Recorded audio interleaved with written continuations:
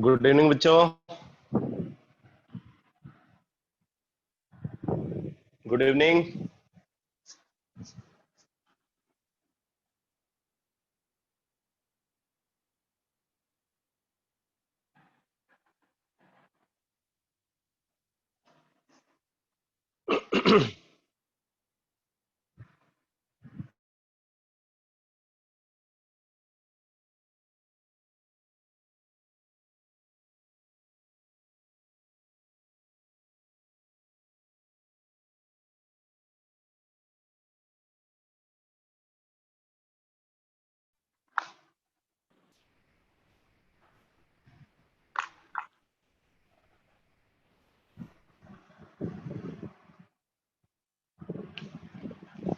Video paused है क्या?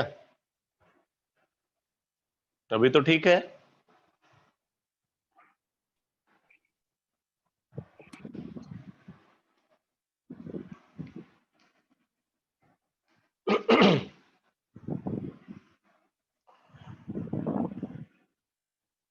बेटा एक बात तो मुझे ये आपको बोलनी है कि आप में से कुछ स्टूडेंट क्लासेस में इरेगुलरिटी दिखा रहे हैं, और अगर आप इरेगुलर रहोगे तो इसका सीधा नुकसान आपको होगा, और वो भी केमिकल बॉन्डिंग जैसे इंपॉर्टेंट टॉपिक में, जो कि अब तक आपको मैं समझता हूं कि टॉपिक टफ है नहीं, लेकिन आप अगर इस तरीके से काम करोगे तो आप इसको टफ बनाओगे।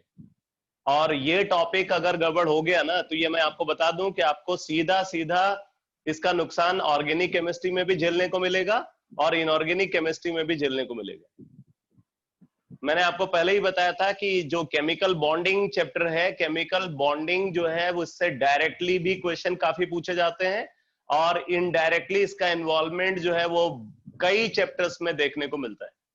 आप जैसे जैसे आगे बढ़ोगे आपको बार बार केमिकल बॉन्डिंग के कॉन्सेप्ट का इन्वॉल्वमेंट आगे देखने को मिलेगा। अभी पढ़ते हुए ये जितना आसान लग रहा है ना, अगर आप सिंसियरली काम नहीं करोगे तो आपके लिए उतनी ही मुश्किल होने वाली है।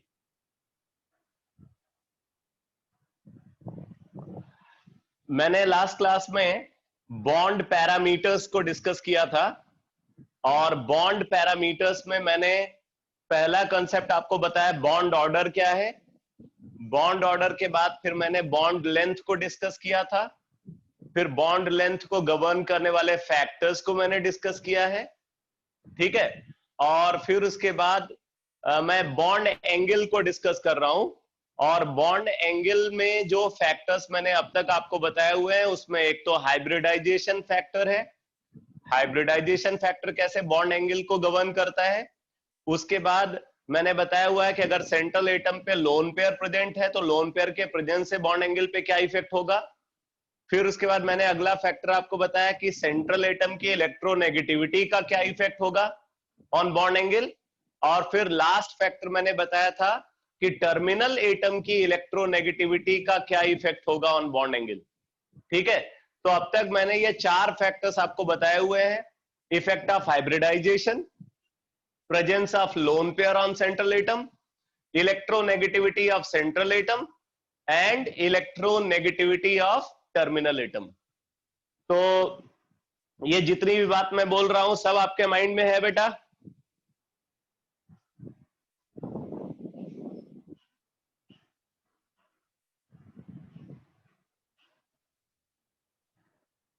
Very good. अब आप नेक्स्ट फैक्टर लिखो। नेक्स्ट फैक्टर बॉन्ड एंगल को गवर्न करने के लिए जो नेक्स्ट फैक्टर हम कंसीडर करते हैं, लिखो size of terminal atom. Size of terminal atom, size of terminal atom, इसमें लिखो, लिखो as the size of terminal atom increases, as the size of terminal atom increases, as the size of terminal atom increases,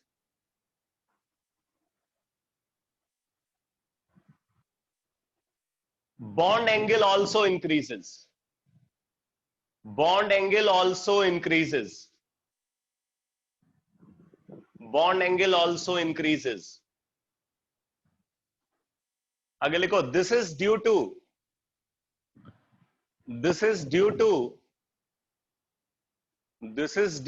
the increase in steric repulsion. This is due to the increase in steric repulsion. Steric repulsion क्या है? Steric repulsion, ये आपको ऐसे इसका पूरा detail organic chemistry में जानने को मिलेगा, ठीक है? अभी मैं सिर्फ टर्म बता रहा हूं. This is due to the increase in steric repulsion between terminal atom. This is due to the increase in steric repulsion between terminal atom. Between terminal atom. अब जैसे देखो बेटा, अगर हम कंसीडर करते हैं H2O को, ठीक है? H2O है हमारे पास, F2O है, F2O,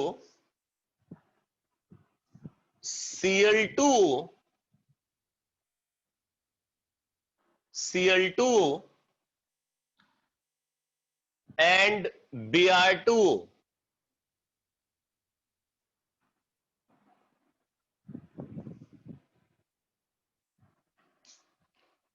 H2O, F2O, Cl2O, Br2O. अगर मान लो इनको हम कंसीडर कर रहे हैं 1, 2, 3 एंड 4, आपके हिसाब से यहां पे बॉन्ड एंगल का ऑर्डर क्या होना चाहिए? ऑर्डर ऑफ बॉन्ड एंगल क्या होना चाहिए आपके हिसाब से?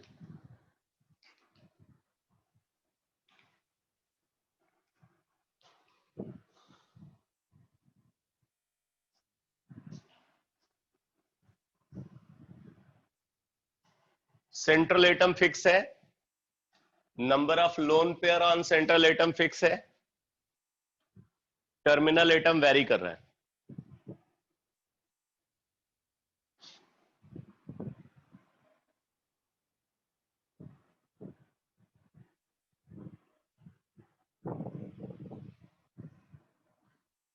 Increasing 4 3 2 1 1 2 3 4 increasing. एक मिनट, मतलब एक तो आपको ये लगता है कि मैंने जैसे लिखा हुआ है ये एकदम परफेक्ट है, बस चाहे ये इंक्रीजिंग हो या डिक्रीजिंग हो, इसमें कोई चेंज नहीं होना चाहिए.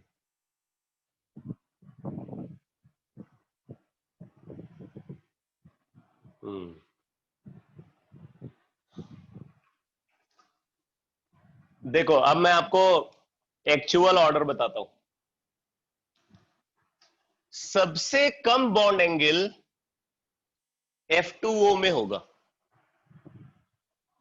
सबसे कम बॉन्ड एंगल F2O में होगा. इसका मतलब आप सभी का ऑर्डर गलत है.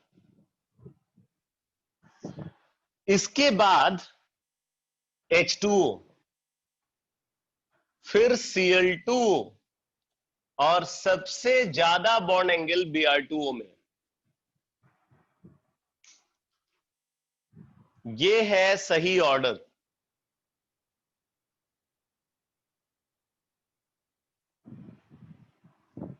ठीक है? सेकंड में सबसे कम, फर्स्ट में उससे ज्यादा, थर्ड में उससे ज्यादा, फोर्थ में सबसे ज्यादा.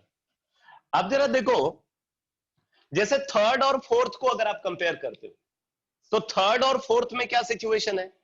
सेंट्रल एटम तो फिक्स है दोनों में, number of lone pair fix है, टर्मिनल एटम को हम चेंज कर रहे हैं. अब टर्मिनल एटम में एक तो टर्मिनल एटम की इलेक्ट्रोनेगेटिविटी आती है और दूसरा टर्मिनल एटम का साइज आता है. ठीक है? टर्मिनल एटम की इलेक्ट्रोनेगेटिविटी आती है और टर्मिनल एटम का साइज आता है. हमें ये दो फैक्टर कंसीडर करने हैं, electronegativity of terminal atom and size of terminal atom. तो अब जरा देखो, bromine is less electronegative than that of chlorine, electronegativity of chlorine is greater than bromine. मैंने आपको बताया था कि as the electronegativity of terminal atom increases, bond angle decreases. As the electronegativity of terminal atom increases, bond angle decreases. तो यहां पे terminal atom की electronegativity अगर आप देखो तो क्या है, ज्यादा है। यहां पे टर्मिनल एटम की इलेक्ट्रोनेगेटिविटी कम है, इसलिए इसमें बॉन्ड एंगल कम होना चाहिए, यहां पे बॉन्ड एंगल ज्यादा होना चाहिए, और यही ऑर्डर ऑब्जर्व हो रहा है। फोर्थ में बॉन्ड एंगल थर्ड से ज्यादा होना चाहिए, ये आपको दिख रहा है। ठीक है, इसमें साइज फैक्टर भी इंपॉर्टेंट रोल प्ले करता है। साइज फैक्टर कैसे रोल प्ले करता है, देखो यहां पे क्लोरीन है और यहां पे ब्रोमीन है। अगर हम एटॉमिक साइज की बात करें, क्या है सिचुएशन, ब्रोमीन का साइज क्लोरीन से बड़ा है। ब्रोमीन का साइज क्लोरीन से क्या है, बड़ा है। अगर साइज बड़ा है तो ऑब्वियसली स्टेरिक रिपल्सन बढ़ेगा। ब्रोमीन ब्रोमीन एटम के बीच में स्टेरिक रिपल्सन ज्यादा होगा क्लोरीन क्लोरीन एटम के कंपेयर में। तो स्टेरिक रिपल्सन ज्यादा होने की वजह से बॉन्ड एंगल बढ़ जाता है। मतलब ये जो ऑर्डर आप देख रहे हैं थर्ड और फोर्थ में, उसको दो फैक्टर मिल करके गवर्न कर रहे हैं। कौन कौन से दो फैक्टर, एक तो इलेक्ट्रोनेगेटिविटी फैक्टर और दूसरा साइज फैक्टर। मेरी बात समझ में आ रही है? थर्ड और फोर्थ में बॉन्ड एंगल का ऑर्डर दो फैक्टर्स के बेसिस पे डिसाइड हो रहा है, इलेक्ट्रोनेगेटिविटी फैक्टर के बेसिस पे और साइज फैक्टर के बेसिस पे। और दोनों ही फैक्टर ज्यादा बॉन्ड एंगल के फेवर में है इन Br2O, क्योंकि यहां पे टर्मिनल एटम की इलेक्ट्रोनेगेटिविटी कम है, कम होने से बॉन्ड एंगल बढ़ता है, और टर्मिनल एटम का साइज बड़ा है तो स्टेरिक रिपल्सन बढ़ेगा, तो वो भी बॉन्ड एंगल को बढ़ाएगा। ठीक है, अब बात आती है कि F2O का साइज एकदम से छोटा क्यों हो गया। F2O का साइज H2O से छोटा क्यों हो गया? भाई देखो, H2O का साइज जो है वो H2O में एंगल Cl2O से कम है, ये बात तो आप लॉजिकली समझ सकते हो। कैसे?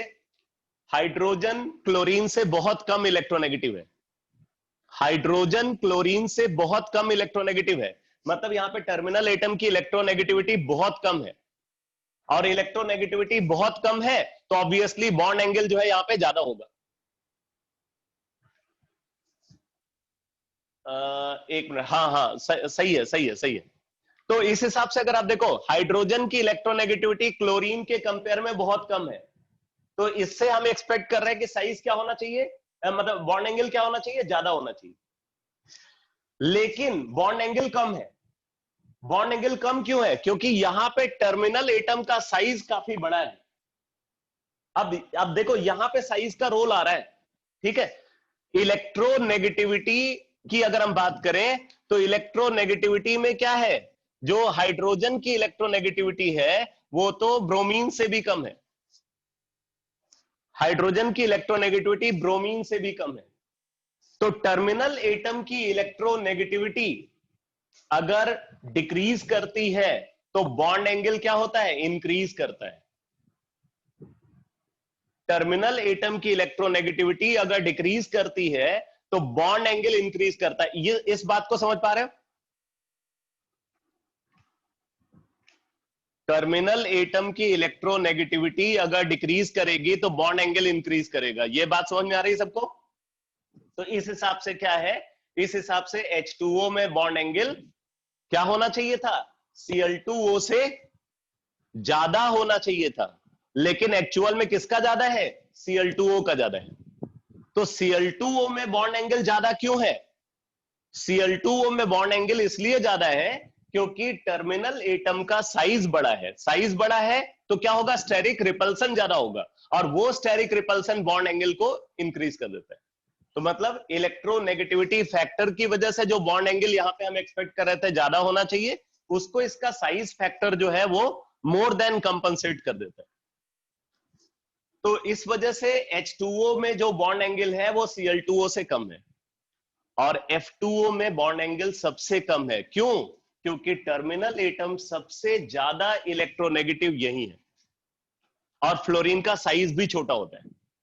फ्लोरीन का साइज भी छोटा है और इलेक्ट्रोनेगेटिविटी बहुत ज्यादा है, मतलब स्टेरिक रिपल्सन बहुत कम है और इलेक्ट्रोनेगेटिविटी इसकी ज्यादा होने की वजह से shared electron pair terminal atom की तरफ आ जाएगा, तो इसकी वजह से क्या होगा, बॉन्ड एंगल कम हो जाएगा। तो इसलिए सबसे कम बॉन्ड एंगल सेकंड में ऑब्जर्व होता है।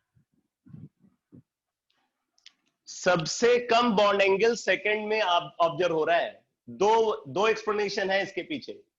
पहला एक्सप्लेनेशन क्या है, टर्मिनल एटम की इलेक्ट्रोनेगेटिविटी यहां पे मैक्सिमम है, electronegativity of terminal atom is maximum, तो ये बॉन्ड एंगल को मिनिमाइज करता है। दूसरा, फ्लोरीन का साइज भी काफी छोटा है, अब हाइड्रोजन से तो बड़ा है, लेकिन वैसे अगर देखा जाए तो फ्लोरीन का साइज काफी छोटा है, तो इसलिए स्टेरिक रिपल्सन भी यहां पे सिग्निफिकेंट नहीं है। तो इस वजह से F2O में बॉन्ड एंगल सबसे कम है। तो थोड़ा सा कॉम्प्लिकेटेड सिचुएशन है बॉन्ड एंगल का जो एक्सप्लेनेशन, क्योंकि मल्टीपल फैक्टर काम कर रहे हैं, कौन सा फैक्टर डोमिनेटिंग है, कौन सा फैक्टर डिसाइडिंग है, ये आपको समझना पड़ेगा। तो ये क्लियर हुआ बेटा, ऑर्डर ऑफ बॉन्ड एंगल ये होना चाहिए, सेकंड में सबसे कम, उसके बाद फर्स्ट, फिर थर्ड, फिर फोर्थ। ठीक है, तो आपसे ऐसे क्वेश्चन पूछा जा सकता है कि why bond angle in Cl2O is greater than H2O। तो why bond angle in Cl2O is greater than H2O, तो आपको आंसर किसके बेसिस पे करना है, डोमिनेटिंग फैक्टर के बेसिस पे करना है। डोमिनेटिंग फैक्टर क्या है, साइज ऑफ टर्मिनल एटम है कि नहीं, size of terminal atom dominating factor है। तो आप बोलोगे due to bigger size of terminal atom in Cl2O steric repulsion increases, which increases the bond angle in Cl2O। आप इस क्वेश्चन को लिख सकते हो, बाकी आंसर आपको याद रहेगा, लिख लो। Y bond angle in Cl2O is greater than H2O। Y bond angle in Cl2O is greater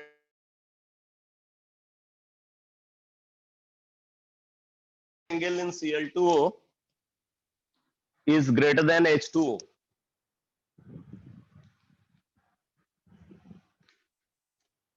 ठीक है, आंसर क्या होगा, due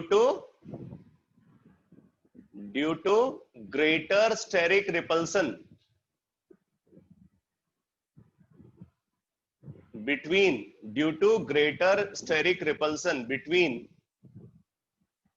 big size chlorine atom, due to greater steric repulsion between big size chlorine atom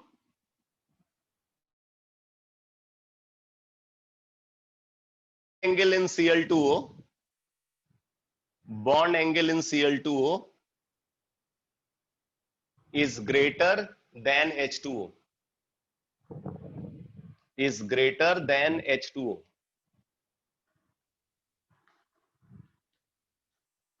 वैसे एक factor और है जो इसके पीछे रिस्पॉन्सिबल होता है, उसको बैक बॉन्डिंग भी बोलते हैं।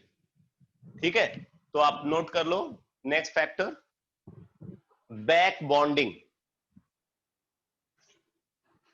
बैक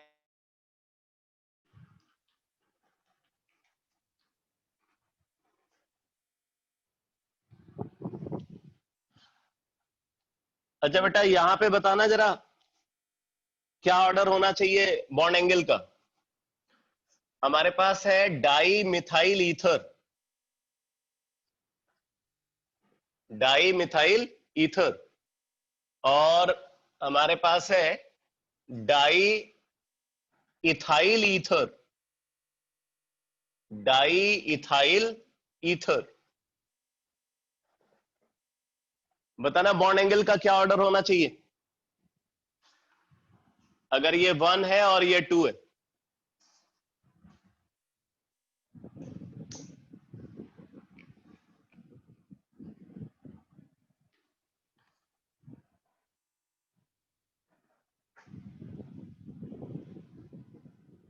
तो फिर से आपको साइज देखना है, ठीक है, देखो यहां पे जो ये टर्मिनल ग्रुप है उसका साइज क्या है, बड़ा है, इतने सारे एटम से बना है ये, टोटल 7 एटम से बना है ये, जबकि ये टोटल 4 एटम से बना है, एटम भी वही इन्वॉल्व है दोनों में, कार्बन और हाइड्रोजन, तो ऑब्वियसली इसका साइज बड़ा होगा। और अगर साइज बड़ा होगा तो स्टेरिक रिपल्सन क्या होगा इनके बीच में, स्टेरिक रिपल्सन ज्यादा होगा, और स्टेरिक रिपल्सन अगर बढ़ेगा तो हमेशा बॉन्ड एंगल को इंक्रीज करेगा। ठीक है, तो अगर मान लो यहां पे एंगल θ1 है और यहां पे एंगल θ2 है, तो आप बोलोगे θ2 is greater than θ1, θ2 is greater than θ1।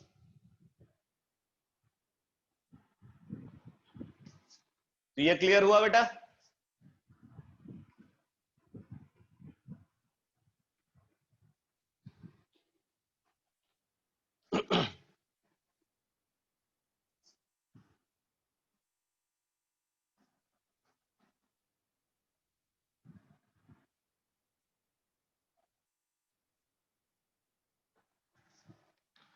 अब देखो बैक बॉन्डिंग क्या है, अभी ये तो आपको पता नहीं है, और अभी मैं बैक बॉन्डिंग को बताने भी नहीं जा रहा हूं, डिस्कस करूंगा बट इसी चैप्टर में आगे डिस्कस करूंगा। अभी मैं सिर्फ इसका इफेक्ट आपको बता देता हूं।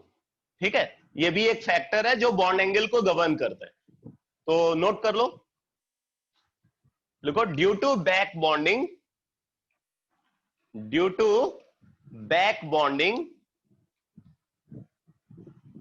Bond angle,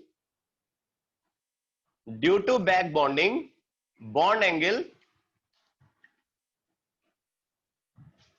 bond angle always increases, due to back bonding, BAC के back bonding, due to back bonding bond angle always increases. लेकिन एक कंडीशन है इसके लिए, कंडीशन ये है कि सेंट्रल एटम के पास कम से कम एक लोन पेयर जरूर होना चाहिए। लिख लो, provided, provided central atom, provided central atom possess, provided central atom possess at least one lone pair, provided central atom possess at least one lone pair, provided central atom possess at least one lone pair। अगर ऐसा नहीं है, ये समझ लेना, अगर central atom के पास lone pair नहीं है तो भले बैक बॉन्डिंग ऑब्जर्व हो रही हो, बॉन्ड एंगल में चेंज नहीं होगा। बॉन्ड एंगल में चेंज तभी होगा जब सेंट्रल एटम के पास कम से कम एक लोन पेयर होगा, तब बैक बॉन्डिंग बॉन्ड एंगल को इंक्रीज करेगा। ठीक है, बैक बॉन्डिंग के बारे में अभी मैं आपको इतना बता देता हूं कि बैक बॉन्डिंग एक टाइप का रेजोनेंस है, बैक बॉन्डिंग भी रेजोनेंस का ही एक टाइप है, ये भी एक टाइप का कंजुगेटेड सिस्टम में ऑब्जर्व होता है। ठीक है, बाकी इसका डिटेल हम लोग आगे डिस्कस करेंगे। तो इस तरीके से अगर कंसीडर किया जाए तो बॉन्ड एंगल को गवर्न करने के लिए टोटल 6 फैक्टर्स हैं, 6 फैक्टर्स के बेसिस पे बॉन्ड एंगल को हम डिसाइड करते हैं। ठीक है, तो अब जरा एक क्वेश्चन का आंसर करो।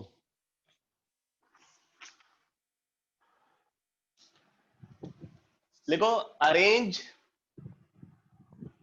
The following compound, arrange the following compound in terms of increasing order, arrange the following compound in terms of increasing order of their bond angle, of their bond angle, CO2, SO2, SO3।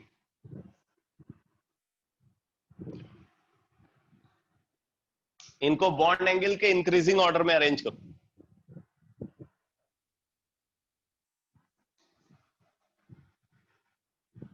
One two three के terms में।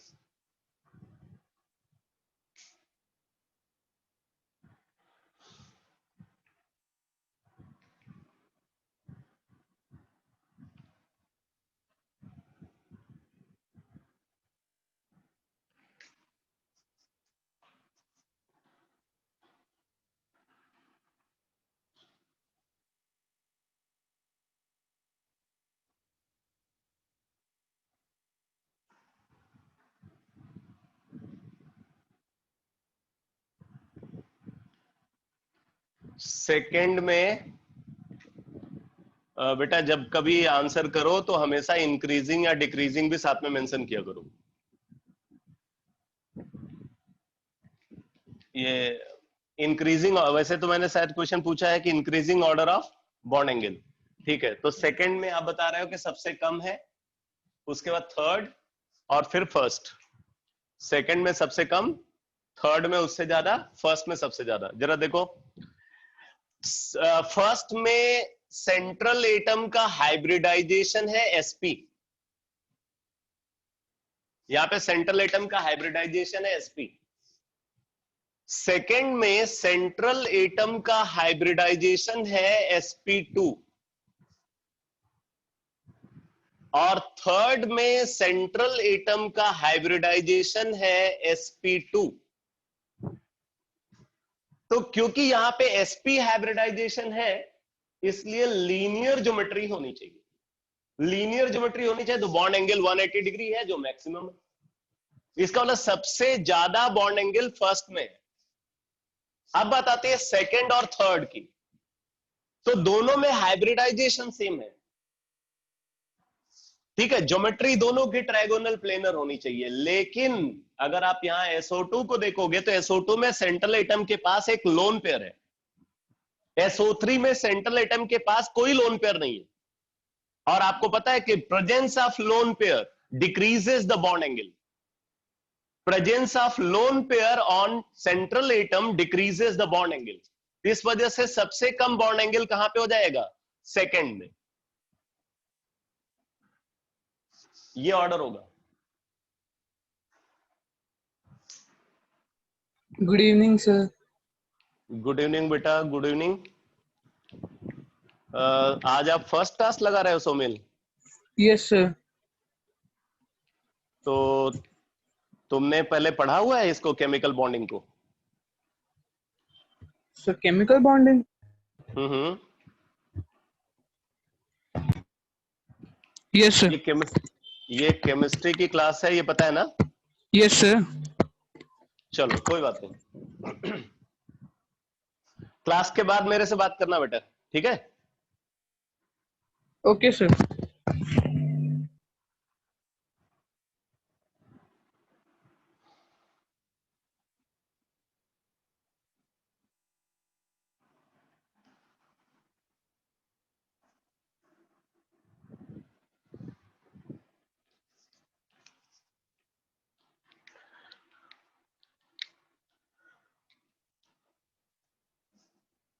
ये 3 compound है बेटा, SiH4, SiF4, SiCl4। Order of bond angle बताना।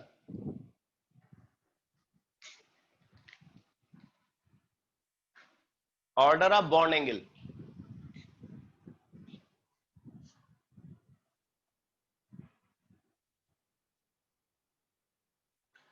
Increasing और decreasing, कुछ भी?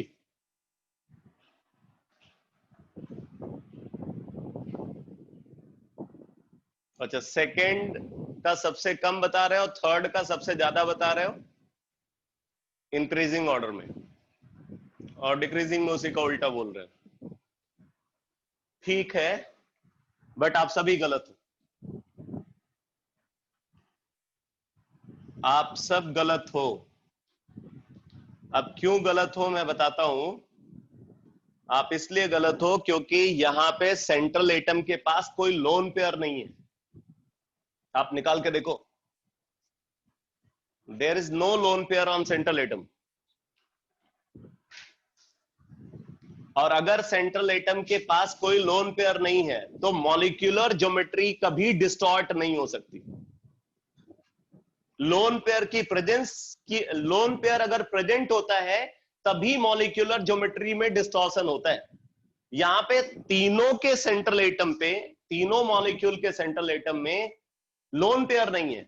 Lone pair नहीं है इसलिए मॉलिक्यूलर ज्योमेट्री में कोई डिस्टॉर्शन नहीं होगा, इसलिए तीनों में बॉन्ड एंगल बराबर होगा।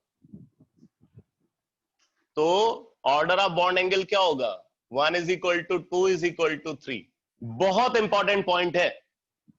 इसलिए मैंने जितने भी केसेस बताए हैं हर बार मैंने यही बोला है कि सेंट्रल एटम के पास लोन पेयर होना चाहिए।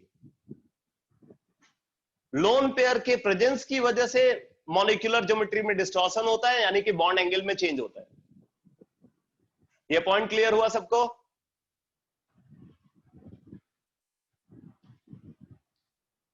इसको याद रखना, बहुत इंपॉर्टेंट है।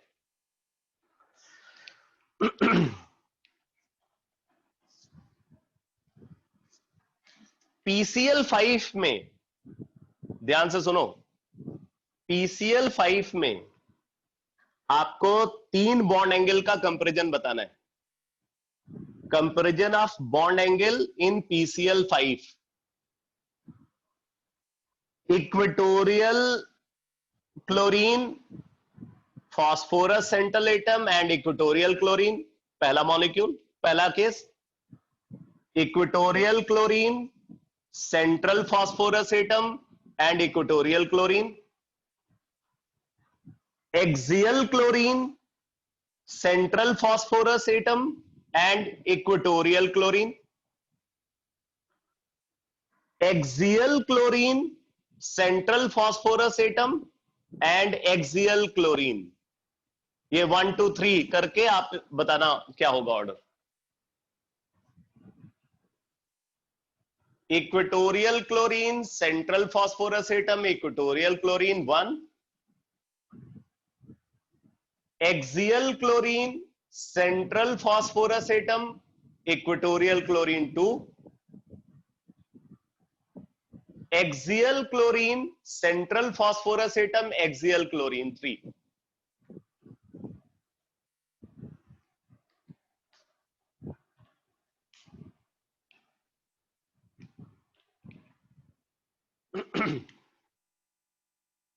PCl5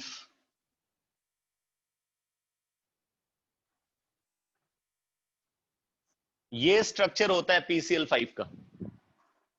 ये एक्सियल क्लोरीन है, ये एक्सियल क्लोरीन है, ये इक्वेटोरियल क्लोरीन है, ये इक्वेटोरियल क्लोरीन है, ये इक्वेटोरियल क्लोरीन।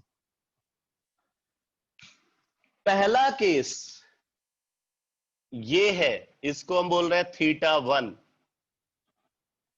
θ1। दूसरा ये है, इसको बोल रहे हैं θ2। और तीसरा ये है, इसको बोल रहे हैं θ3।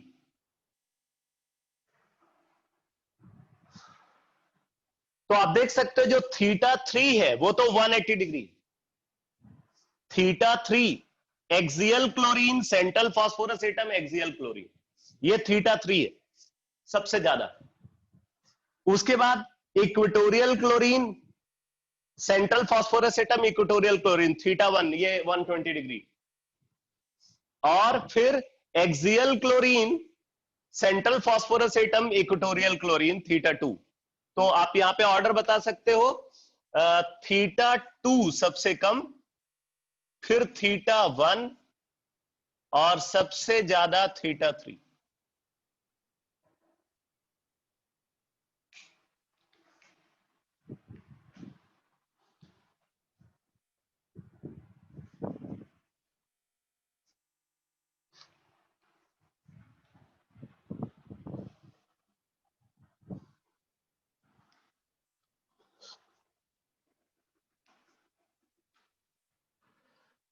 यहां पे बताना बेटा,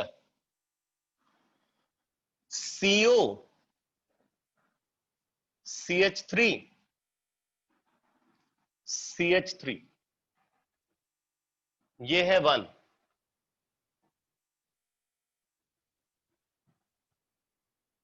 CO Cl2 2।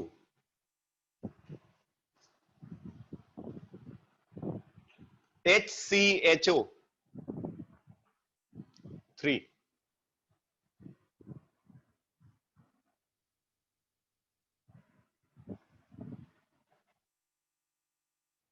ये है θ1, ये है θ2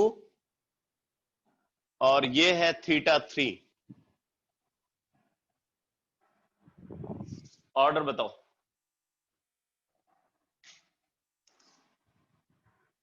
θ1, θ2, θ3 का ऑर्डर।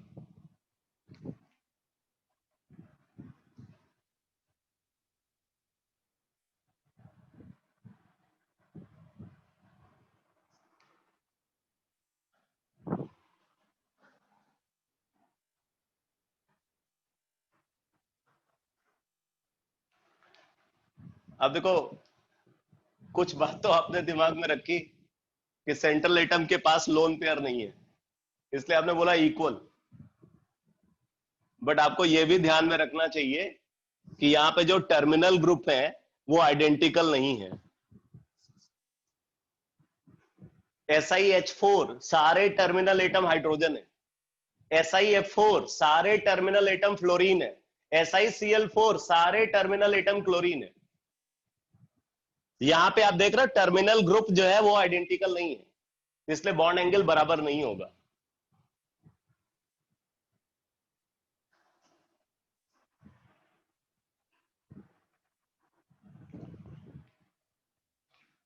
फर्स्ट में सबसे ज्यादा और थर्ड में सबसे कम, और उदय ने एग्जैक्टली उल्टा बोला है, थर्ड में सबसे कम और फर्स्ट में सबसे ज्यादा।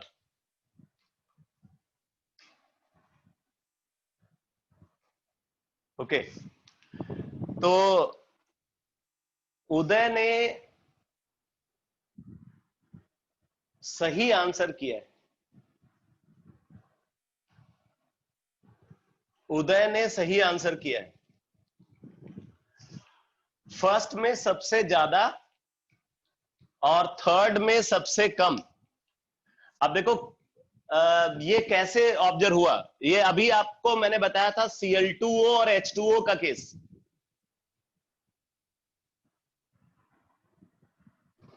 अच्छा तुमने, अच्छा अच्छा अच्छा, ठीक है ठीक है ठीक है ठीक है ठीक है ठीक है ठीक है, समझ गया समझ गया समझ गया, बात सेम है।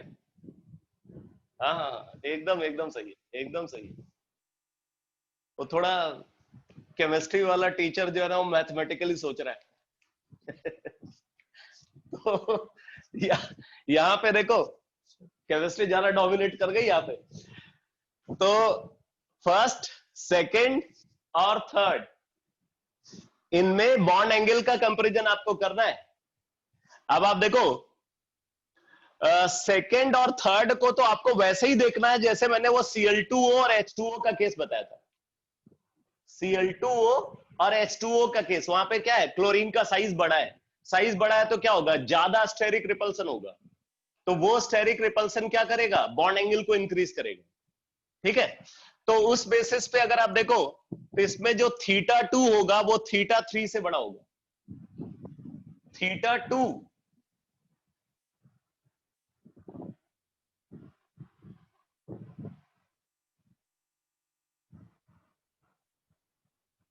θ2 जो है वो θ3 से बड़ा होगा due to that steric repulsion.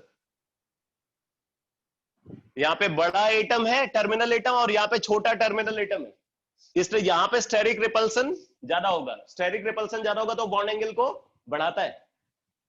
ठीक है, तो θ2 इज ग्रेटर देन θ3।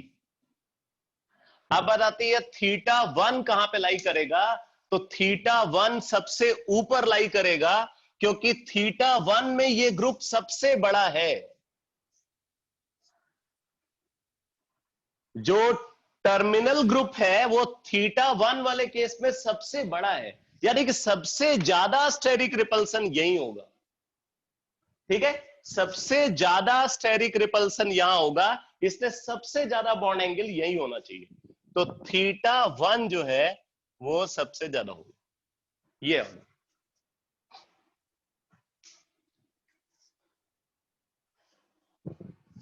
हो गया क्लियर बेटा?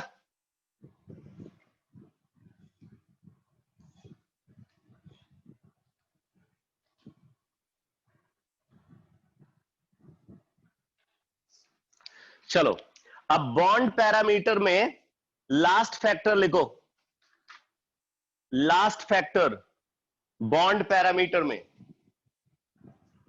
लिखो बॉन्ड एनर्जी और बॉन्ड इंथैल्पी, बॉन्ड एनर्जी और बॉन्ड इंथैल्पी।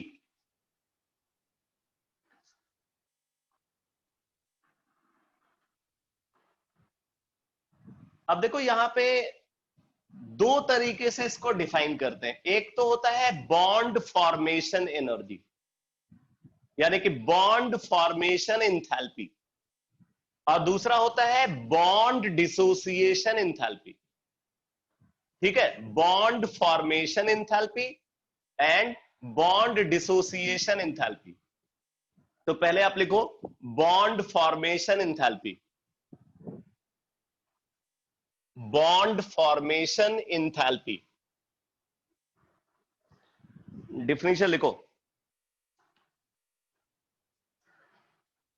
लिखो the minimum amount of energy released, the minimum amount of energy released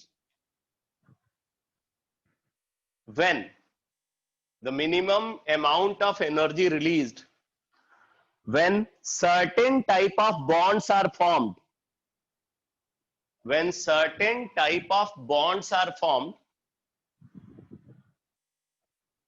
when certain type of bonds are formed between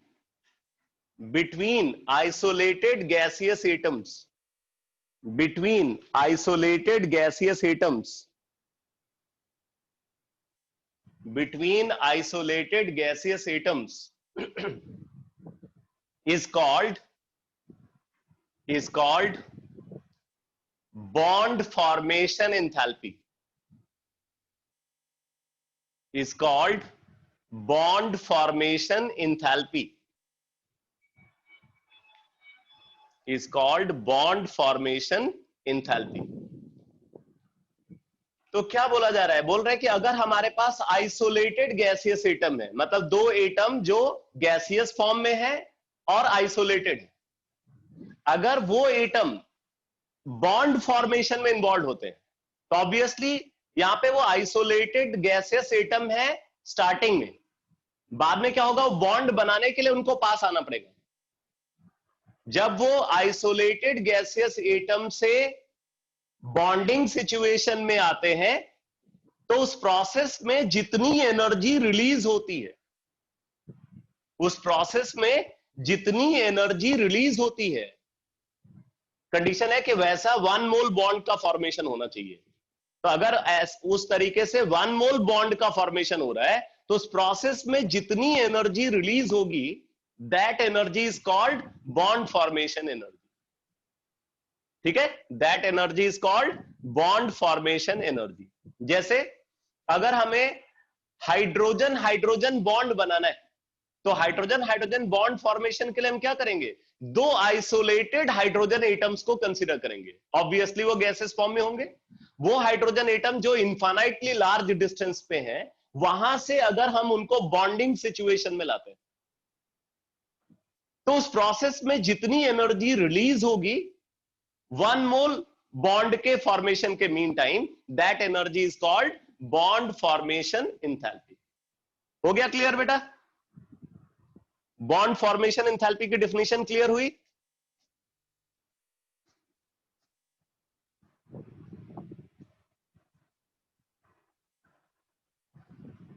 ठीक है, अब आप लिखो bond dissociation enthalpy, bond dissociation enthalpy, bond dissociation enthalpy.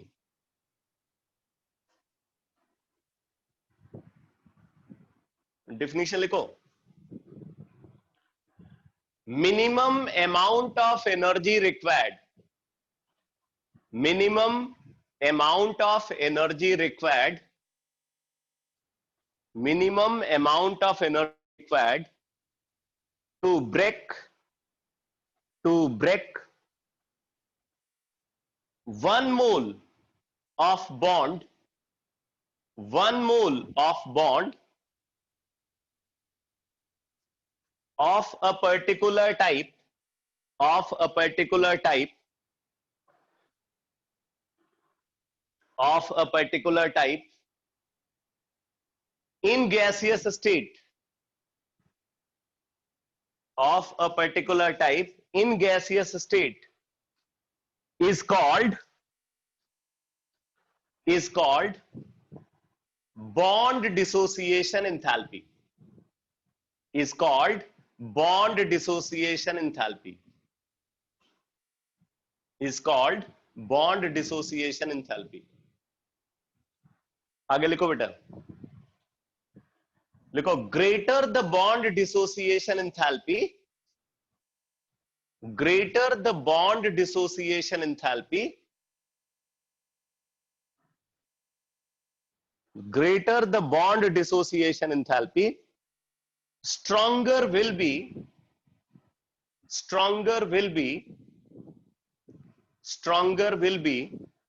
the bond present in the molecule, stronger will be the bond present in the molecule, stronger will be the bond present in the molecule. तो बोलते हैं कि किसी particular bond की bond dissociation enthalpy जितनी ज्यादा होगी वो बॉन्ड उतना स्ट्रांग होगा। अगर बॉन्ड डिसोसिएशन एंथैल्पी बढ़ती है मतलब बॉन्ड की स्ट्रेंथ बढ़ेगी। ठीक है, अब यहां पे एक बात समझ लेना बेटा, जो बॉन्ड एंथैल्पी होती है, बॉन्ड एंथैल्पी,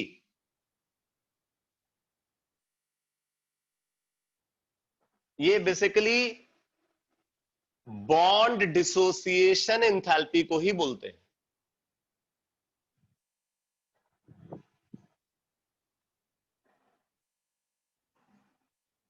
बॉन्ड एंथैल्पी क्या है? ये bond dissociation enthalpy of bond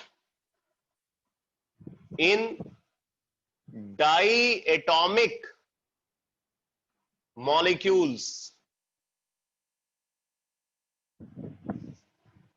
diatomic molecules के केस में जो बॉन्ड डिसोसिएशन एंथैल्पी होगी उसी को बॉन्ड एंथैल्पी बोलते हैं। डाइएटॉमिक मॉलिक्यूल मतलब N2, O2, Cl2, H2, F2, ये सब क्या है? ये सब डाइएटॉमिक मॉलिक्यूल्स है।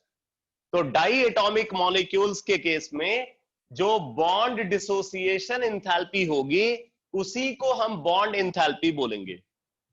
ठीक है, अब यहां पे आप देखो, मैंने ये बात आपको पहले ही बताया कि जैसे जैसे बॉन्ड ऑर्डर बढ़ता है, जैसे जैसे बॉन्ड ऑर्डर बढ़ता है क्या होता है? बॉन्ड लेंथ डिक्रीज करती है। बॉन्ड ऑर्डर बढ़ता है, बॉन्ड लेंथ डिक्रीज करती है, बॉन्ड स्ट्रेंथ इंक्रीज करती है, और बॉन्ड स्ट्रेंथ अगर इंक्रीज करे तो ऑब्वियसली बॉन्ड एंथैल्पी इंक्रीज करेगी। ठीक है, तो हम ये बोल सकते हैं कि bond enthalpy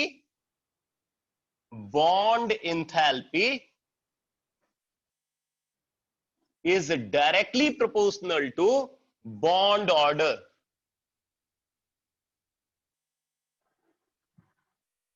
Bond enthalpy is directly proportional to bond order. ठीक है, तो इसका मतलब हम ये बोल सकते हैं कि carbon carbon single bond, carbon carbon double bond, carbon carbon triple bond, अगर इन तीनों को कंसीडर करते हैं, carbon carbon single bond, carbon carbon double bond and carbon carbon triple bond, तो यहां पे बॉन्ड ऑर्डर 3 है। सबसे स्ट्रॉन्ग बॉन्ड यहां होगा, सबसे ज्यादा बॉन्ड एंथैल्पी इसकी होगी। अगर हम यहां पे ऑर्डर ऑफ बॉन्ड एंथैल्पी को कंसीडर करें, ऑर्डर ऑफ बॉन्ड एंथैल्पी, तो क्या होना चाहिए? कार्बन कार्बन सिंगल बॉन्ड के केस में सबसे कम, कार्बन कार्बन डबल बॉन्ड के केस में उससे ज्यादा, कार्बन कार्बन ट्रिपल बॉन्ड के केस में सबसे ज्यादा होना चाहिए।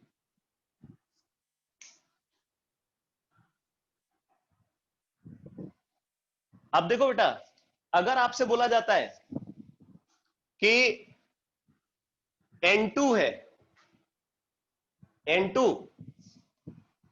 H2, ठीक है, N2 H2 F2 and O2, ये सब डाई एटॉमिक मॉलिक्यूल्स है। इनकी बॉन्ड एंथैल्पी का ऑर्डर बताओ। इनकी बॉन्ड एंथैल्पी का ऑर्डर 1 2 3 4 के टर्म्स में बताओ।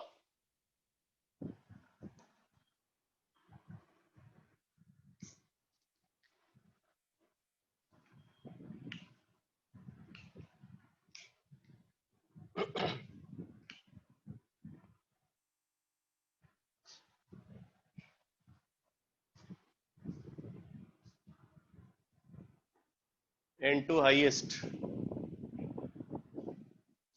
और लोवेस्ट किसका है? 1 का सबसे ज्यादा और 3 का सबसे कम। 1 का सबसे ज्यादा और 3 का सबसे कम। 2 और 4 में क्या बोला? हाँ, एकदम परफेक्ट आंसर है 1 4 2 3। देखो N2 N2 में nitrogen nitrogen triple bond, H2 hydrogen hydrogen single bond, F2 fluorine fluorine single bond, O2 oxygen oxygen double bond. ये होता है बेटा nitrogen nitrogen triple bond, hydrogen hydrogen single bond, fluorine fluorine single bond, oxygen oxygen double bond. तो यहां पे अब देखो इसमें कंफ्यूजन रहेगा फ्लोरीन फ्लोरीन और हाइड्रोजन हाइड्रोजन के केस में। तो ये कंफ्यूजन आप वैसे भी दूर कर सकते हो। हाइड्रोजन का एटॉमिक साइज बहुत छोटा है, फ्लोरीन का एटॉमिक साइज उससे बड़ा होता है।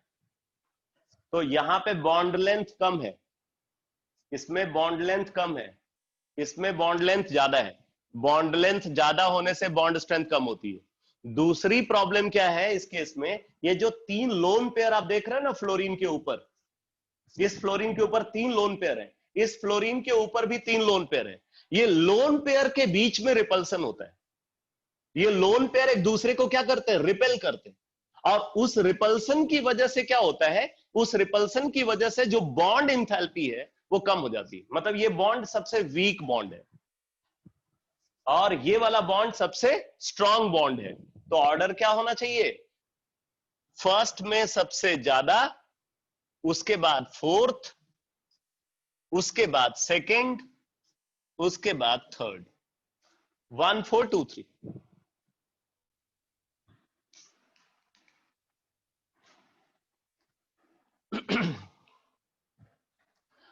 अच्छा, अब देखो एक और इंपॉर्टेंट बात, ये मैंने जो लिखा बॉन्ड एंथैल्पी इज इक्वल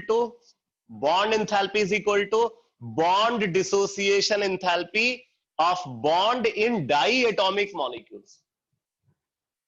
तो ये सिर्फ डाई एटॉमिक मॉलिक्यूल्स के लिए ट्रू है, पॉली एटॉमिक मॉलिक्यूल्स के लिए ट्रू नहीं है। अगर एटॉमिसिटी 2 से ग्रेटर है तो आप इस तरीके से बॉन्ड एंथैल्पी को नहीं कंसीडर करोगे।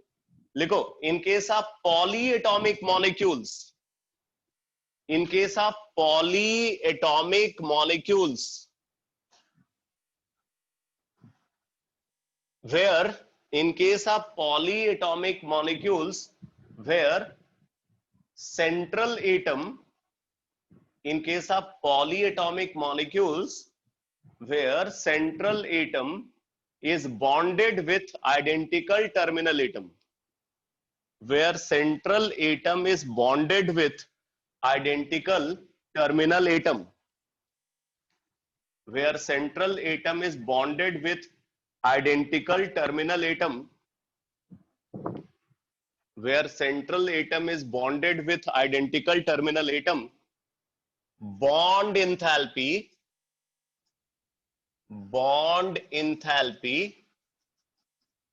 is equal to average bond dissociation enthalpy.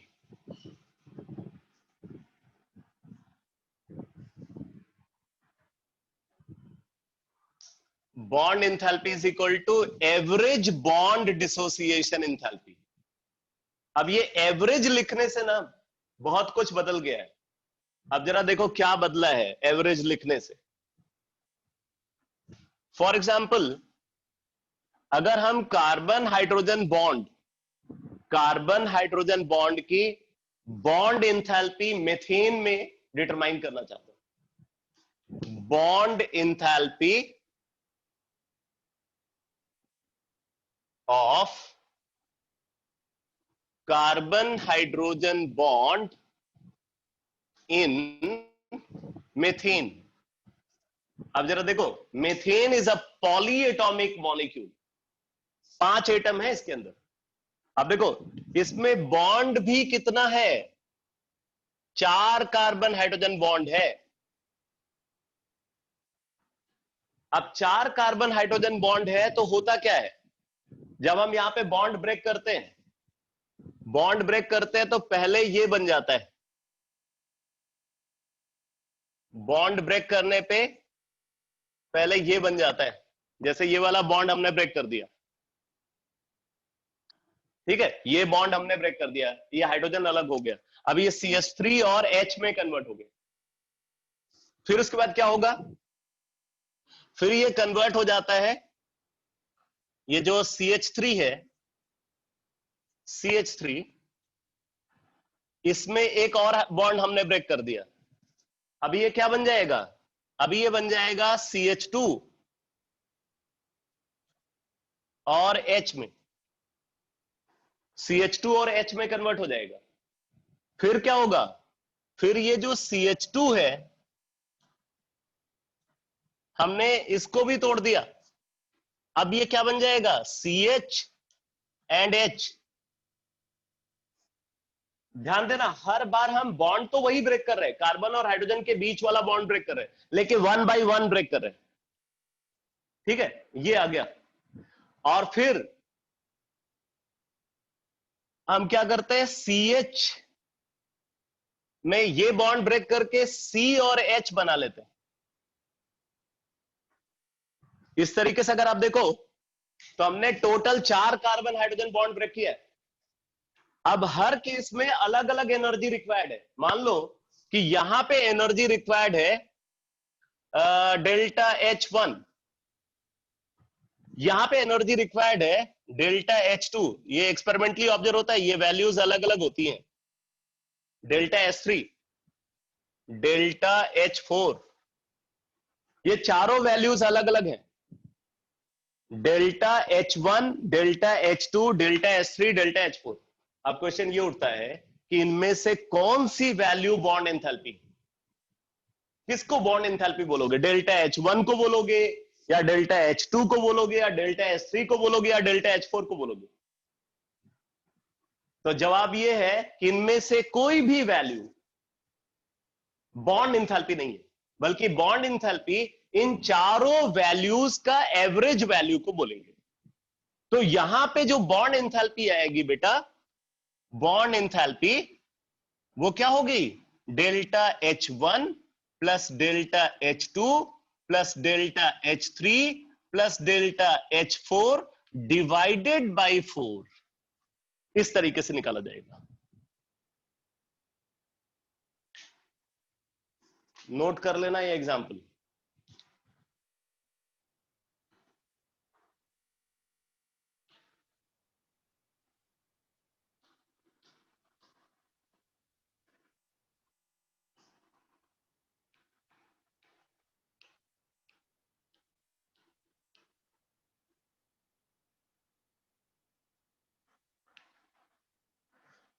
जो एक्सपेरिमेंटल वैल्यू आती है अगर मैं उसको लिख करके आपको बताऊं, तो ये वैल्यू 102, ये 105, ठीक है, ये 108 और ये 83 होता है किलो कैलोरी पर मोल। ये 102 किलो कैलोरी पर मोल होता है, ये 105 किलो कैलोरी पर मोल, ये 108 किलो कैलोरी पर मोल और ये 83 किलो कैलोरी पर मोल। तो फिर बॉन्ड एंथैल्पी क्या होगा बताओ।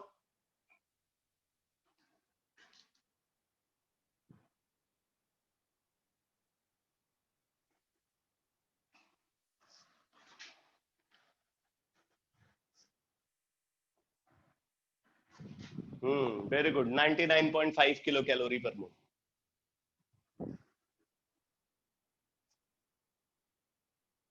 नाइनटी 99.5 किलो कैलोरी पर मोल।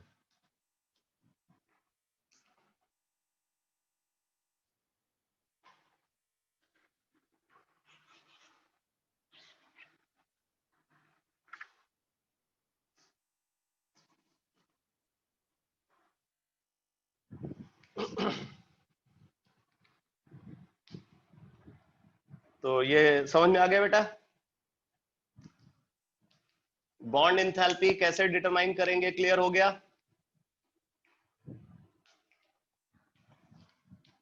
डाई एटॉमिक के केस में तो जो बॉन्ड डिसोसिएशन एंथैल्पी या बॉन्ड होगा वही बॉन्ड एंथैल्पी हो जाएगी, लेकिन पॉली एटॉमिक के केस में नहीं, याद नहीं रखना है, याद नहीं रखना है। ये तो मैं इस बात को समझाने के लिए आपको डेटा बता दिया। और पॉलीएटॉमिक के लिए मैंने क्या बोला? पॉलीएटॉमिक के केस में bond enthalpy is average bond dissociation enthalpy. ठीक है, bond enthalpy is equal to average bond dissociation enthalpy.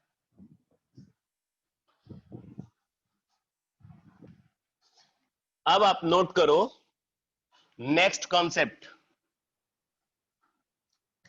Next concept लिखो एनसीईआरटी में जो गिवन है। नेक्स्ट कॉन्सेप्ट है डायपोल मोमेंट। डायपोल मोमेंट बहुत इंपॉर्टेंट कॉन्सेप्ट का डिस्कशन स्टार्ट करने जा रहा हूं, और आसान भी है। डायपोल मोमेंट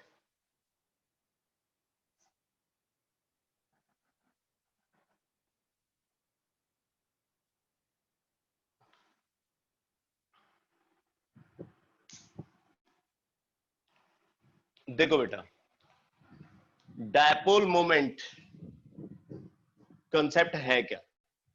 बोल रहे कि अगर हम एक कोवेलेंट बॉन्ड को कंसीडर कर रहे हैं और वो कोवेलेंट बॉन्ड दो डिसिमिलर एटम के बीच में फॉर्म हुआ है जिनके बीच में सफिशिएंट इलेक्ट्रोनेगेटिविटी डिफरेंस है। हमने एक कोवेलेंट बॉन्ड को कंसीडर किया जो दो ऐसे एटम्स के बीच में फॉर्म हुआ है जहां पे एटम्स में सफिशिएंट इलेक्ट्रोनेगेटिविटी डिफरेंस है। अब डिसिमिलर एटम में तो फास्फोरस और हाइड्रोजन भी है, लेकिन फास्फोरस और हाइड्रोजन की इलेक्ट्रोनेगेटिविटी बराबर होती है। तो सिर्फ डिसिमिलर एटम बोलने से काम नहीं चलेगा, आपको साथ में यह भी बोलना पड़ेगा कि वो जो एटम्स इन्वॉल्व है बॉन्ड फॉर्मेशन में उनके बीच में सफिशिएंट इलेक्ट्रोनेगेटिविटी डिफरेंस होना चाहिए। तो अगर एक कोवेलेंट बॉन्ड दो ऐसे एटम के बीच में फॉर्म हुआ है जहां पे सफिशिएंट इलेक्ट्रोनेगेटिविटी डिफरेंस है, तो जो शेयर्ड इलेक्ट्रॉन पेयर होगा वो शेयर्ड इलेक्ट्रॉन पेयर दोनों के मिडवे पे लाई नहीं करेगा। मतलब जो दोनों का इंटर न्यूक्लियर सेपरेशन है उसके मिड पॉइंट पे शेयर्ड इलेक्ट्रॉन पेयर एग्जैक्टली नहीं होगा। अगर shared electron pair inter nuclear separation के मिड पॉइंट पे है फिर क्या होगा? फिर कोई चार्ज एटम पे डेवलप नहीं होगा। लेकिन अगर शेयर्ड इलेक्ट्रॉन पेयर उस मिड पॉइंट से किसी भी तरफ शिफ्ट होता है, ऑब्वियसली वो शिफ्टिंग इलेक्ट्रोनेगेटिविटी डिफरेंस की वजह से होगी।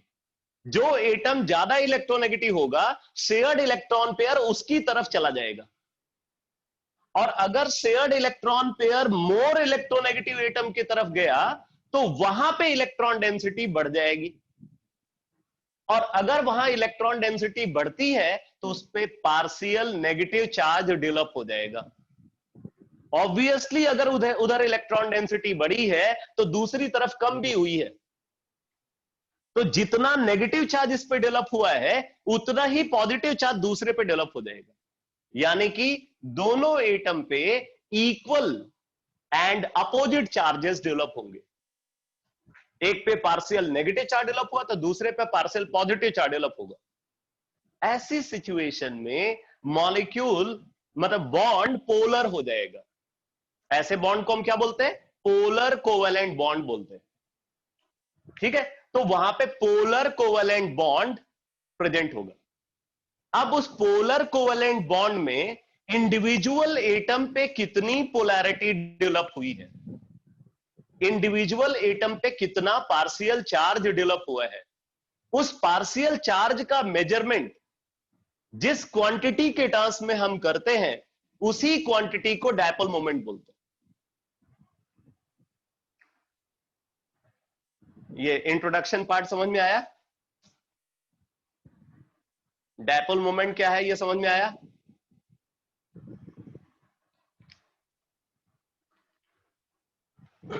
तो नोट कर लो, लिखो, if a covalent bond is formed, if a covalent bond is formed, if a covalent bond is formed between two atom, between two atom, between two atom having sufficient difference in their electronegativity, having sufficient difference in their electronegativity, having sufficient difference in their electronegativity,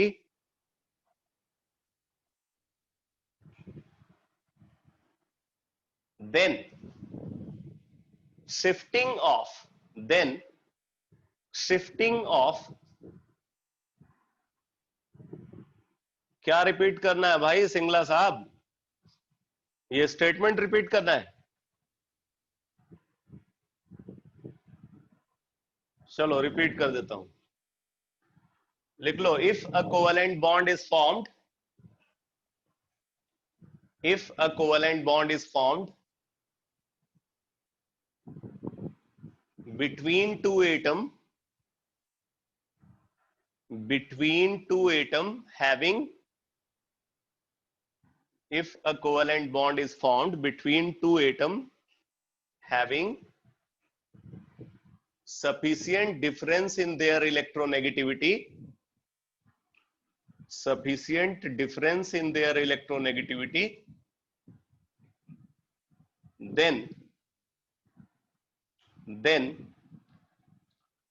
shifting of shared electron pair, then shifting of shared electron pair, then shifting of shared electron pair occurs, then shifting of shared electron pair occurs towards more electronegative atom, occurs towards more electronegative atom.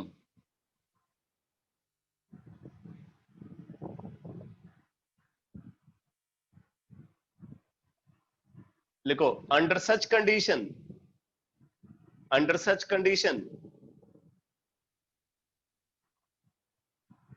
more electronegative atom, under such condition more electronegative atom acquires, more electronegative atom acquires partial negative charge,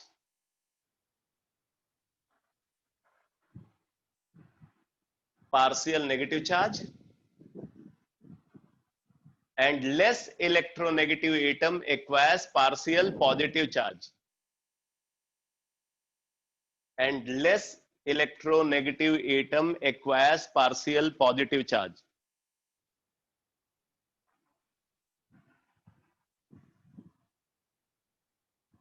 आगे लिखो बेटा, such covalent bond are called, such covalent bond are called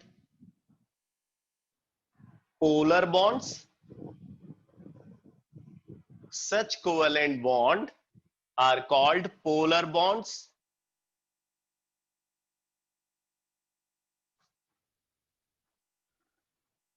para change करके लिखो, लिखो, the measurement of polarity developed, the measurement of polarity developed,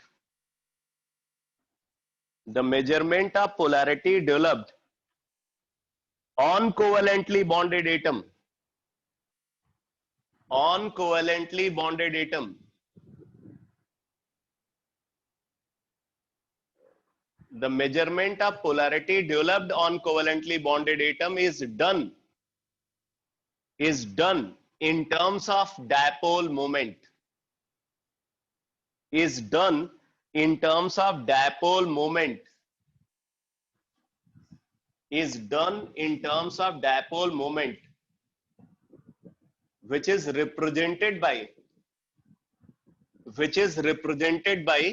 mu.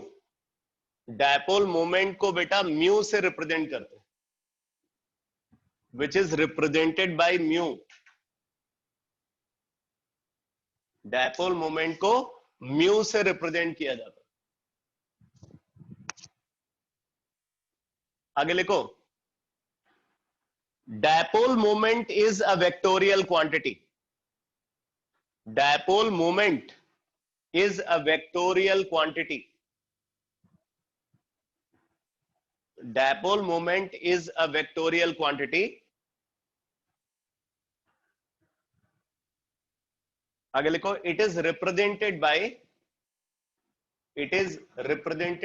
a cut arrow. It is represented by a cut arrow. इस तरीके से इसको represent करते हैं. It is represented by a cut arrow. ये कट, टेल पे cut. It is represented by a cut arrow pointed towards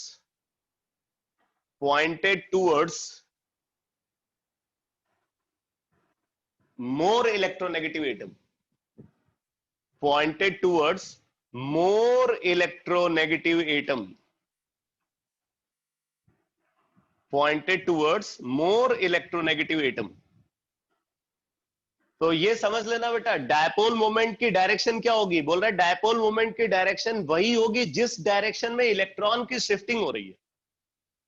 जिस direction में इलेक्ट्रॉन की शिफ्टिंग हो रही है वही डायपोल मोमेंट की डायरेक्शन.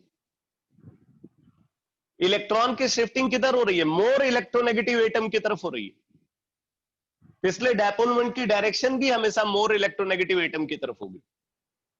कहने का मतलब डायपोल मोमेंट की डायरेक्शन पॉजिटिव चार्ज सेंटर से नेगेटिव चार्ज सेंटर की तरफ होगा. जैसे अगर मान लो कि एक कोवेलेंट बॉन्ड हमने कंसीडर किया between x and Y atom. X और वाई एटम के बीच में हमने कोवेलेंट बॉन्ड को कंसीडर किया है और वाई को हम बोल रहे हैं ये ज्यादा इलेक्ट्रोनेगेटिव है, वाई इज मोर इलेक्ट्रोनेगेटिव. तो ऐसे सिचुएशन में क्या होगा, ये जो शेयर्ड इलेक्ट्रॉन पेयर है वाई की तरफ शिफ्ट होगा. और अगर ये वाई की तरफ शिफ्ट होगा तो वाई पे पार्शियल नेगेटिव चार्ज और एक्स पे पार्शियल पॉजिटिव चार्ज डेवलप होगा. वाई ज्यादा इलेक्ट्रोनेगेटिव है, ये शेयर्ड इलेक्ट्रॉन पेयर को ज्यादा खींचेगा. तो शेयर्ड इलेक्ट्रॉन पेयर अगर वाई की तरफ आता है, यहां इलेक्ट्रॉन डेंसिटी बढ़ेगी, इस पे पार्शियल नेगेटिव चार्ज डेवलप होगा, तो दूसरे वाले पे पार्शियल पॉजिटिव चार्ज डेवलप होगा. तो फिर डायपोल मोमेंट को कैसे रिप्रेजेंट करेंगे, डायपोल मोमेंट को रिप्रेजेंट करेंगे एक कट एरो के थ्रू. ये डायपोल मोमेंट को रिप्रेजेंट करने का तरीका है. ये एक वेक्टोरियल क्वांटिटी है और आपको पता है कि वेक्टोरियल क्वांटिटी को रिप्रेजेंट करने के लिए मैग्नीट्यूड और डायरेक्शन दोनों रिक्वायर्ड होते हैं.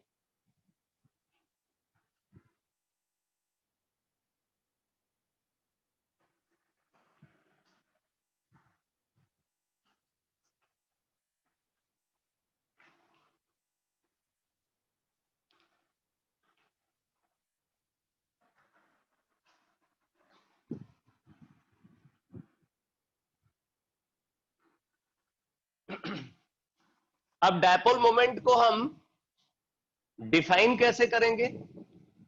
अभी तो मैंने जो बैकग्राउंड की इंफॉर्मेशन है वो बताया हुआ है, तो लिख लो, इसके डिफिनीशन लिखो. The product of magnitude of charge developed, the product of magnitude of charge developed on any one of the bonded atom, the product of magnitude of charge developed on any one of the and the distance between them and the distance between them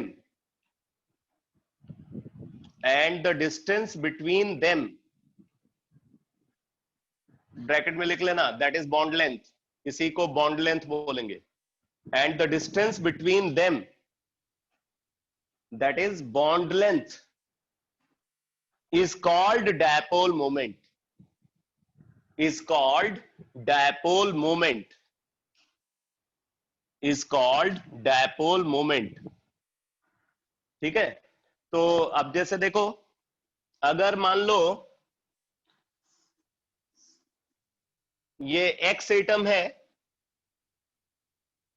ठीक है, ये x atom है और ये y atom है,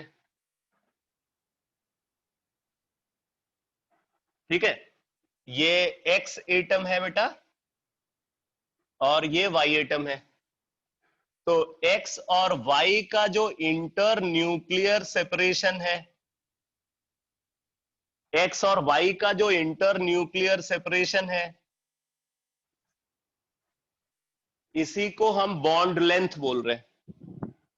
ये inter nuclear separation को हम बॉन्ड लेंथ बोल रहे हैं। ध्यान देना, हमें अभी कोवेलेंट बॉन्ड की बात कर रहे हैं, तो इसका मतलब उनके बीच में ओवरलैपिंग होनी चाहिए, शेयरिंग होनी चाहिए इलेक्ट्रॉन की, इसलिए यहां पे दोनों एटम्स में ओवरलैप रीजन दिख रहा है। ठीक है, तो ये इंटर न्यूक्लियर सेपरेशन को हमने कंसीडर किया। दूसरी बात देखो, इसका साइज छोटा है, जिसका साइज छोटा होगा वो ज्यादा इलेक्ट्रोनेगेटिव होगा। इस एटम का साइज छोटा है मतलब ये मोर इलेक्ट्रोनेगेटिव है, इस एटम का साइज बड़ा है मतलब ये लेस इलेक्ट्रोनेगेटिव है, because electronegativity is inversely proportional to size. Electronegativity is inversely proportional to size, मतलब y is more electronegative than that of x। तो ऐसे सिचुएशन में क्या होगा, y पे पार्शियल नेगेटिव चार्ज होगा और x पे क्या होगा, पार्शियल पॉजिटिव चार्ज होगा। y पे पार्शियल नेगेटिव चार्ज और x पे क्या होगा, पार्शियल पॉजिटिव चार्ज होगा। तो डायपोल मोमेंट अगर हम यहां पे कंसीडर करें तो किसी एक पे जो चार्ज है उसका मैग्नीट्यूड, इन दोनों में से किसी एक एटम पे जो चार्ज है उसका magnitude multiplied by bond length, तो mu is equal to delta into L.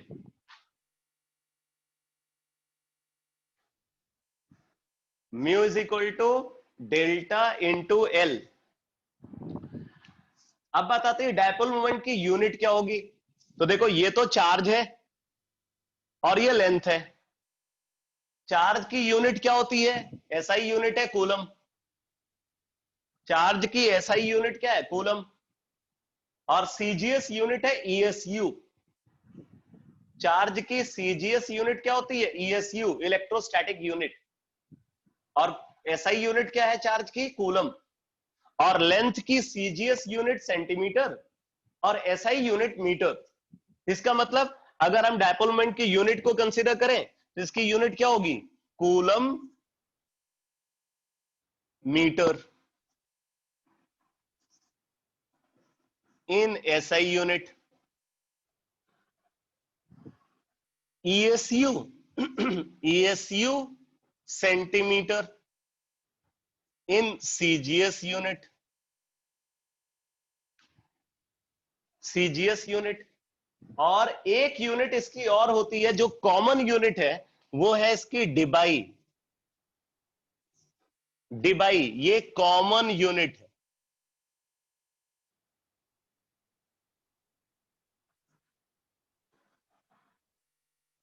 Debye,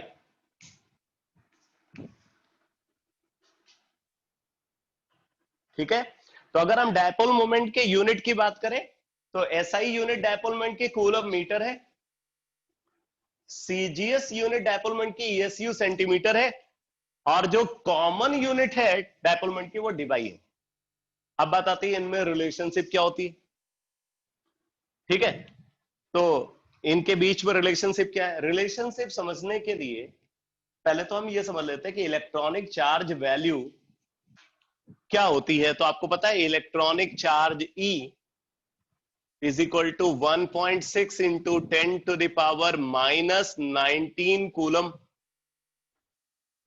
ये तो आपको पता ही है, electronic charge is equal to 1.6 into 10 power minus 19 coulomb.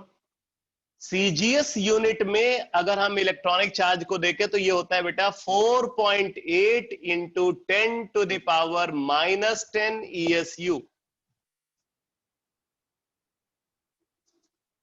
Electronic charge in SI unit 1.6 into 10 power minus 19 coulomb, and in CGS unit ये होता है 4.8 into 10 power minus 10 ESU।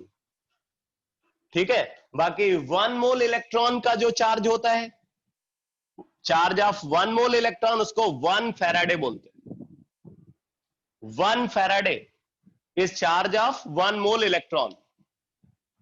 Charge of 1 mole electron is equal to 1 faraday. ये charge की एक बड़ी unit होती है, और ये वैल्यू जो होती है ये अप्रोक्सीमेटली 96,500 कूलम होती है।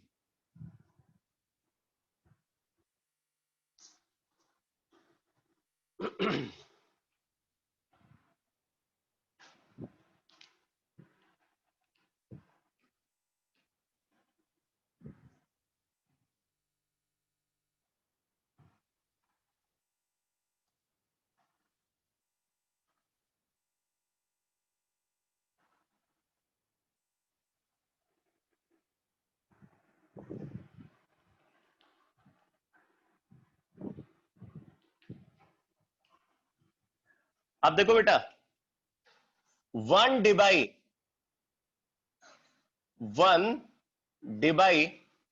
इज इक्वल टू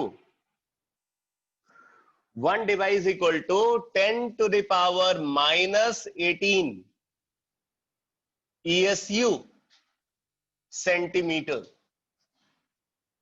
बहुत इंपॉर्टेंट कन्वर्जन फैक्टर है।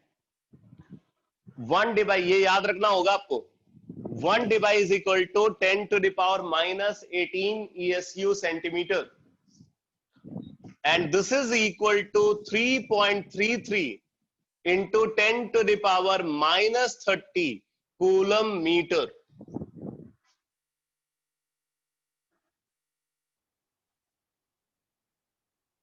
ये आपको याद रखना है, ये प्रॉब्लम में गिवन नहीं होता है।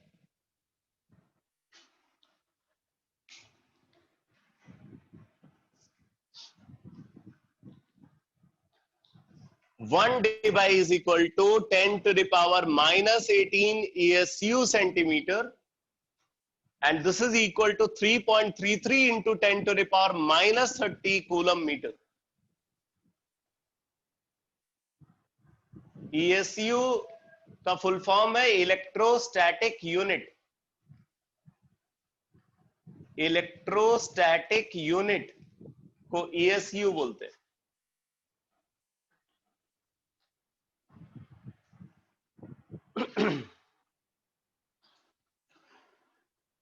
अब देखो, डायपोल मोमेंट से रिलेटेड कुछ इंपॉर्टेंट फैक्ट्स हैं। जैसे देखो, अगर किसी मॉलिक्यूल के अंदर, चाहे वो डायटोमिक मॉलिक्यूल हो या पॉलीएटॉमिक मॉलिक्यूल हो, अगर मॉलिक्यूल के अंदर सिर्फ एक पोलर कोवेलेंट बॉन्ड है, अगर मॉलिक्यूल के अंदर सिर्फ एक पोलर कोवेलेंट बॉन्ड है, तो उस बॉन्ड का जो डायपोल मोमेंट होगा वो पूरे मॉलिक्यूल का डायपोल मोमेंट होगा। अगर किसी मॉलिक्यूल के अंदर सिर्फ एक पोलर कोवेलेंट बॉन्ड है, तो उस बॉन्ड का जो डायपोल मोमेंट होगा वही पूरे मॉलिक्यूल का डायपोल मोमेंट होगा। तो आप इसको नोट में लिखो, if a molecule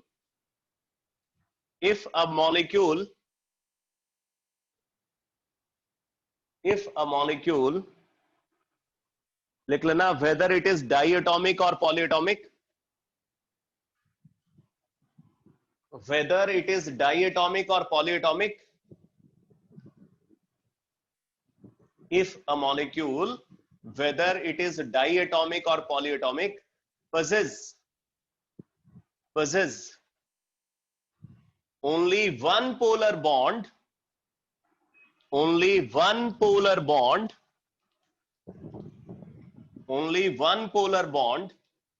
then dipole moment of the bond, then dipole moment of the bond is equal to the dipole moment, then dipole moment of the bond is equal to the dipole moment of overall molecule, then dipole moment of the bond is equal to the dipole moment of overall molecule,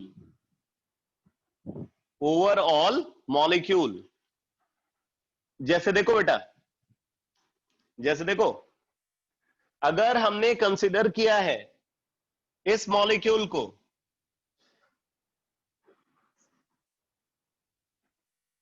PH3Cl,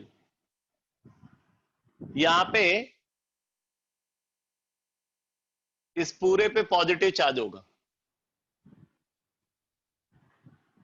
ठीक है, इस पूरे पे positive charge होगा और वो positive formal charge basically phosphorus पे होता है।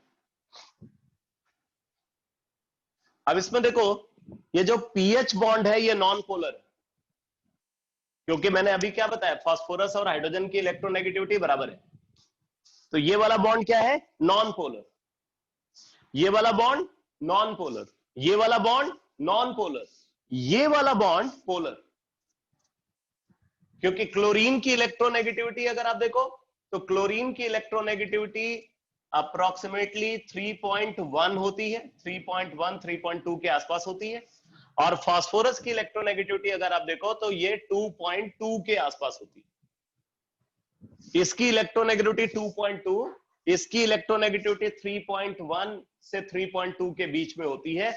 मतलब अगर आप देखो तो यहाँ पे सफिशिएंट इलेक्ट्रोनेगेटिविटी डिफरेंस है, तो ये वाला बॉन्ड क्या हो गया, पोलर बॉन्ड। तो इस बॉन्ड का जो डायपोल मोमेंट होगा वही पूरे मॉलिक्यूल का डायपोल मोमेंट हो जाएगा, क्योंकि सिर्फ यही बॉन्ड पोलर बॉन्ड है, ठीक है। तो अगर इस बॉन्ड का डायपोल मोमेंट, इस बॉन्ड का डायपोल मोमेंट मान लो μ1 है, और ऑब्वियसली इस डायपोल मोमेंट की डायरेक्शन अगर आप देखो तो डायपोल मोमेंट की डायरेक्शन जो है वो मोर इलेक्ट्रोनेगेटिव एटम क्लोरीन की तरफ होगी। तो अगर इस बॉन्ड का डायपोल मोमेंट μ1 है तो जो नेट डायपोल मोमेंट होगा वो भी यहां पे μ1 के बराबर होगा।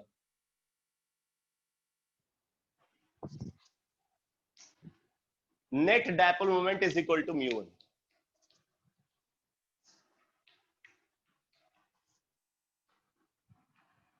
ये बात समझ में आ गई बेटा?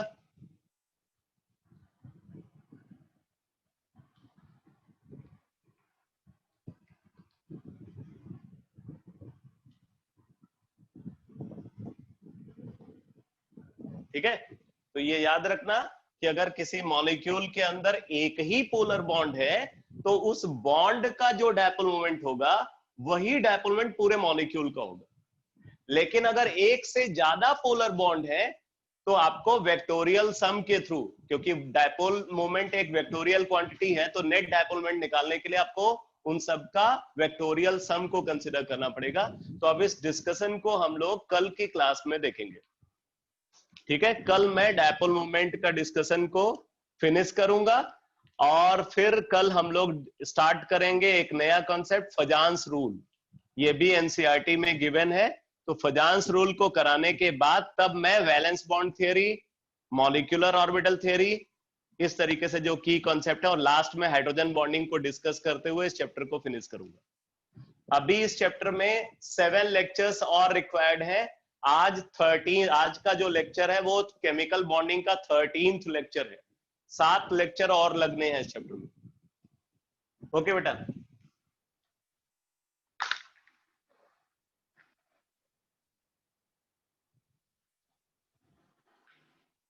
सर। हाँ Somil. Yes sir, yes sir. Somil समझ में आ रहा है? Yes sir. तो तुमने पहले से किया था केमिकल बॉन्डिंग? यस सर, हमें अजीत सर ने कराया था। अच्छा मतलब अच्छा, अभी फिनिश नहीं हुआ था। क्या चल रहा था? पेजान रूल हमारा बैलेंस बॉन्ड थ्योरी हो गया। अच्छा, वीबीटी हो गया था। ऑलमोस्ट ये था, डिस्कस थोड़ा हो रह गया, गया। डायपोल डिस्कस हो गया था।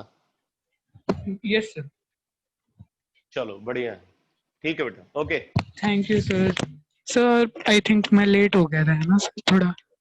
हाँ, 4:15 पे क्लास स्टार्ट हो जाती यस है। Sir, I was confused between time. Sorry sir. कोई बात नहीं, कोई बात नहीं बेटा, कोई बात नहीं। Thank you sir, have a nice day. Thank you बेटा।